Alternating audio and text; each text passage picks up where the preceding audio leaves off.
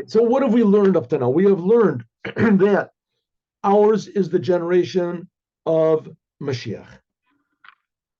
And it is similar to the three periods that are going to be that were in the history of the world. Namely, the first period is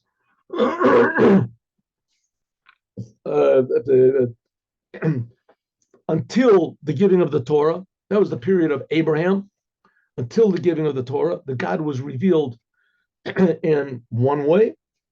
That's what it said. That's how our Torah portion begins, that God appeared to Abraham as the name El Shaddai.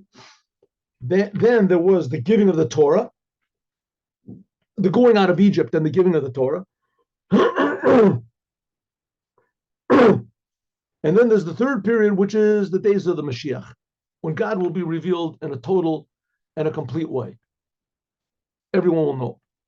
And this also we can see in the previous Lubavitcher Rebbe's life, that the first period of it was when he was helping his father, the fifth Rebbe of Chabad.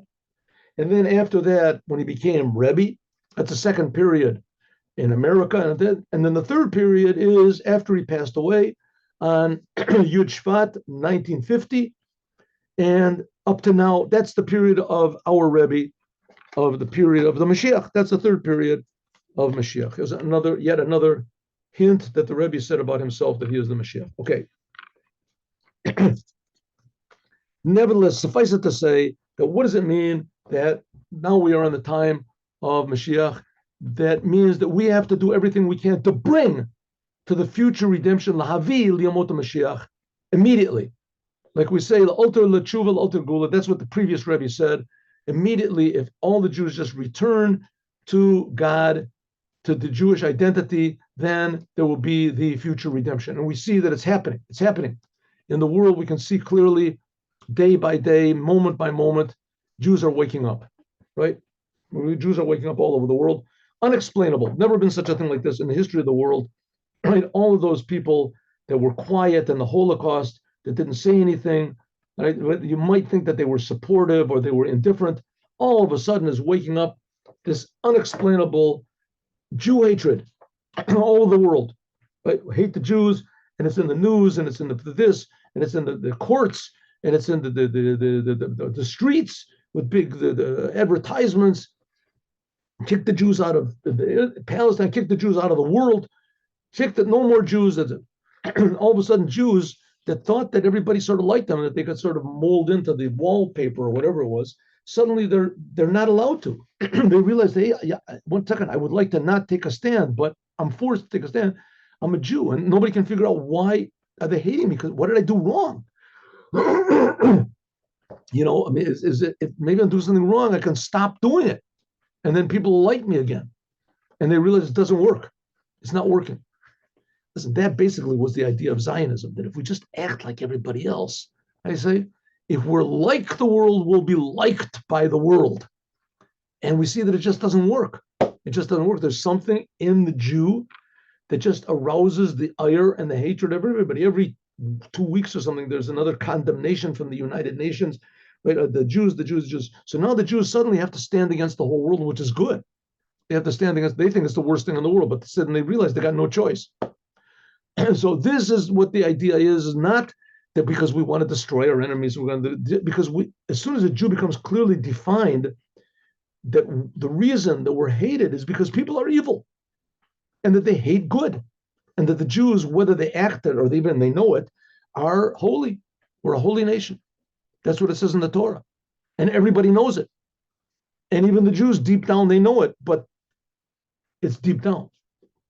It's hidden from them, hidden from their parents, and those few people that know it a little bit, they deny it, they hate it. There's Jews that justify the Palestinians.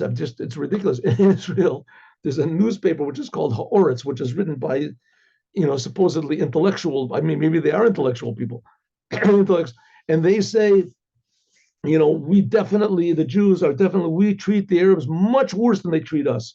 Really. The situation of the Arabs that we take prisoners are much worse than the people that they kidnapped. They print it. It's printed. It's printed in the papers, right? Even these Jews suddenly they'll start to realize it's not going to work. It's not going to work. You want everybody to like you. You have the spirit of the world. It's not going to work. Suddenly, Jews start to wake up. They're Jews. They're Jews, and the whole world depends on them. What to actually do? Now we are on Shabbos Maborchim Shvat. That was last Shabbat. Now we're on the Shabbat that blesses the month of Shvat, which this includes also the 10th day of Shvat. That's going to be next week. The 10th day of Shvat, that's the day that the previous Rebbe passed away, and a year later, the Rebbe took over. Each and every person has to accept on himself and to add with more power, beyeter seit, beyeter oz, in his good deeds, in learning Torah, and the service, prayer, and helping others of the Bal Hilula, of the previous Lubavitcher Rebbe. Nasi Dorenu, who was the leader of our generation. Asher Horato, Asher Horenu, that he taught us, Midarcha, from his ways, Benilcha B'orchotav, and we will go in the path that he set forever and ever. What was it? Self-sacrifice for the Jewish people. Total self-sacrifice. Stood against the communist government for what? What was his sin? Education. He wanted to educate Jews that they're Jews, teach them Torah,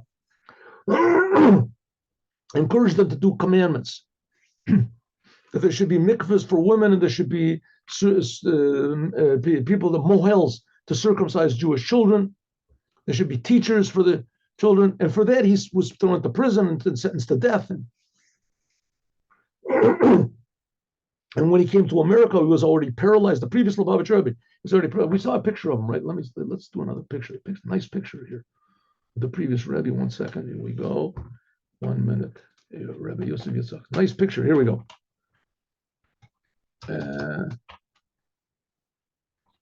Yosef, right? Yitzchak. Not so good at printing. Chabad. Here we go. Some nice pictures over here. No. Did not get it. I didn't get it. Nah. What are we going to do? Here, let's do it in English then. Why didn't it come up? Who knows? Let's do it in English. I'm worse at typing in Hebrew than I thought. Here we go. There we go. There we got the picture. See, there's a picture, a drawing, picture, more pictures. Oh, that's the previous Lubavitcher Rebbe. There he is. Previous Lubavitcher Rebbe. You can look it up. Yosef Yitzchak Shir says you can see an amazing life that he lived. Okay, let's see what we got here. Yeah. In the life of the previous Rebbe Nasi, and well, like we say, that, Befran, especially by Bittul, but Kashus, especially when we harmonize ourselves and we attach ourselves to the previous Lubavitcher Rebbe, Nasi Ador, the leader of our generation, and Nasi, who I'll call, like it says, the leader of the generation, is everything. He's the Nasi is like the king. He's everything that every single Jew, Kol Echad Ve'echad, Mitziuto, the calling of that his very being and everything he does, Ba Kol Mikol Kol, every moment of your life should be devoted to the same things that the previous Rebbe was devoted to. Then you became Nasim Kodesh LeNasi Dorenu. You became and becomes holy to the previous Rebbe, to the leader of our generation. And the Rebbe said about himself that he's just an extension. He's the last third of the previous Rebbe's life. Al Yedei Zeh, by means of this, Shemalim v'chadurim, that you are filled and permeated b'yom b'kiyum, in doing the shlichus, to being an emissary of the previous Rebbe in everything, the Moshe Rabbeinu of our generation, and that he is the first redeemer. He's the last redeemer. That the main thing is to bring the Moshiach. That's what we should be concerned with. Osif, and to add on, Shiadia, that this knowledge, the awareness, should take over me, that immediately, Nichnas Kavod Kedushas Morichami, the previous Rebbe, Nasi Dorenu, the leader of our generation, will come in the door. Since the Kitzu Varanu Shochneover, because everybody believes, every Jew believes that there's going to be the raising of the dead. So the previous Rebbe will raise up. On other occasions, the Rebbe said that the previous Rebbe is not even dead, that he's still here. Anyway, there is definitely a burial place for the Rebbe and the previous Rebbe, and that does not in any way contradict the fact that they are both alive and that they'll raise up from the dead. We understand something. But the previous Rebbe looks at every one of us, all of his Hasidim, and all those who are attached to him, livchon, to evaluate where he is, who he is, what they're doing, he, she. The women, there's no problem with the women. The women, they have belief and they do everything they possibly can to bring Mashiach. The problem is the men. That's why the Rebbe, I just heard somebody yesterday. This is a good story. 1 second. What was the story? Give me a story. 1 second. This was a long time ago when the Rebbe first started out this thing of putting on tefillin. So this person went on the street. This was like in the 60s, the early 70s. The Rebbe said to make this tefillin thing right before the 6-Day War. So the 6-Day War was 67. So anyway, so a fellow took a table and he stood out in the street and he asked people to put on tefillin. So a woman came up to him, a woman from the Reform movement. She said, "I want to put on tefillin." He said, "Listen, it's only for men." She said, "No, it's not. I read that women can also put on tefillin." He said, "Yeah, but I don't want to advertise because it's not a command for the women." Anyway, they went back and forth. And he said, "Listen, I'm not going to put tefillin on you." And she said, "See what you're doing? You're pushing me away from Judaism. I had to make a bar mitzvah for my son. I made it in the Reform synagogue because you I wanted to do it. I don't, whatever the story was. Anyway, so he said, "You know what? Write a letter to the Lubavitcher Rebbe. Write a letter to the Rebbe and ask him about, why women shouldn't put on tefillin." So she did. So that's it. That was the end of the conversation. And he continued being outside, with this little table that he had. A couple of weeks later, she came back and she said, "I wrote to the Rebbe," and she said, "He sent me a letter." They used to send. There wasn't no faxes. They'd send in a letter. And she said, "Rebbe answered me," and she said, "No, what did the Rebbe say?" He said that the reason that men put on tefillin is because the whole idea of tefillin is to we should accept on ourselves the yoke of heaven, go against our will. It says women don't have that problem. Women are not so stubborn as men are. Men are stubborn and they're hard-headed and stiff-necked, and women don't have that problem. So women don't need tefillin as much as men do. That's why it's a very important to put tefillin on men, and women, if they want to at home, they can, but it's not a thing to put on. And that answer was exactly the answer for her. I don't know if it would have convinced anybody else, but it was for her. And she said, "This answer satisfies all my." So that's the idea. Surrender to the truth is not so difficult for the women. For the men, it's more difficult.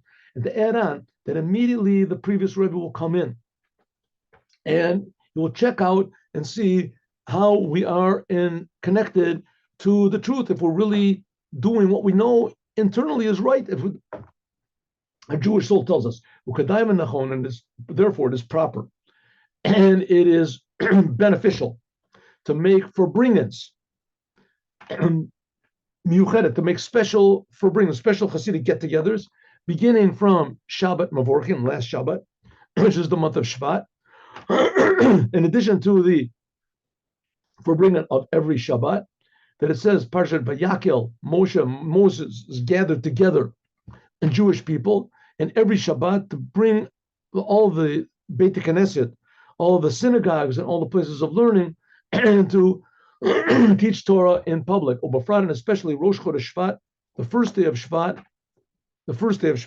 which is going to be this, what is it, tomorrow, huh? What is it? Tomorrow, first day of Shvat is when? That's right, tomorrow, tonight. In addition to the fact that we've done in all of the Rosh Chodesh, but this is the 11th, Shvat is the 11th month of the Jewish year. That was the month when Moses began to explain the Torah to the Jews before they went into Israel. When did the Jews go into Israel? In the beginning of the month of Nisan, they went in. And the 2 months before, Moses started to explain they went into Israel on the 10th day of Nisan. And the 10th day of Shvat, which was 2 months before, Moshe was explaining, and he explained it in 70 different languages. Tochen Avoda, so that's the whole thing of the previous Lubavitcher Rebbe also, that he spread out the teachings of Chassidut in every language in the world. I don't know if he did it in every language, but made it accessible in every language that Jews speak anywhere in the world to arouse and to strengthen. Each person should strengthen his fellow man in faith, and especially talking about faith in the coming of the Moshiach immediately. McCain also, we should arouse and prepare, that everyone should prepare and make special get-togethers for bring-ins on the 10th day of Shvat, Yud Shvat, that it certainly will be together with, this Yud Shvat will be together with the previous Rebbe, that he's the leader of our generation, and he'll be at the head, and together will be Moshe and Aaron. This is the raising of the dead. Some big tzaddikim will raise up immediately first. The Rebbe even said one place that the previous Rebbe will raise up first, and that before Mashiach comes, and he'll be the Mashiach. Moses and Aaron, they're the ones that speak to Paro about going out of Egypt, will be with them, with all the raising of the dead. Since the take of him, because immediately, really, this Shabbos, Parshas Eira, in other words, the Rebbe wants to tell us that he's taking this out of the realm of religion and putting it into the realm of true reality. There's going to be the raising of the dead. Moses is going to be here. Aaron is going to be here. The previous Rebbe will be here. Mashiach will be here. Even before we start to read next week's Torah portion, Bo, which that's what we read last on Mincha, all the Jewish people will come out of the exile, our children, our elders, our sons, our daughters. We read in Parshat Bo next week. In the language of the Midrash, Reuven and Shimon, Sulkin, that Reuven and Shimon, they went into Egypt with these names and they came out with the same names. Ha'aliyah will come up, all of the Jewish people, from the exile into the redemption, the true and complete redemption. It means that all these people, that the Jews that have been killed through the generations and the Holocaust and etc., they'll all raise up. And a person that was killed because he was a Jew, so that's ultimate level of purity. You can't have a higher level of purity than that. This includes also the elevation of all the Jewish people will not just be raised up as they were before. They'll all be elevated to the level of Abraham, Isaac, and Jacob. And that's the essence of what every Jew is, as they are one with the essence of God and in this physical world. And in this itself, there will be an elevation, above elevation without any end. Like it says, they'll go from strength to strength, and they will see God in Zion, in Sion. Where does it say this? In Psalms, Tehillim. Psalm 84.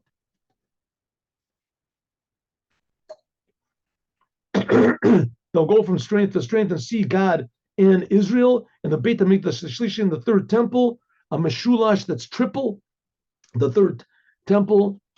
Mikdash Hashem Konan Yodecha, the sanctity, the holy place of God, that God's hands made himself personally. The third temple will be personally made by Hashem. Good. Now let us do the Yom Yom.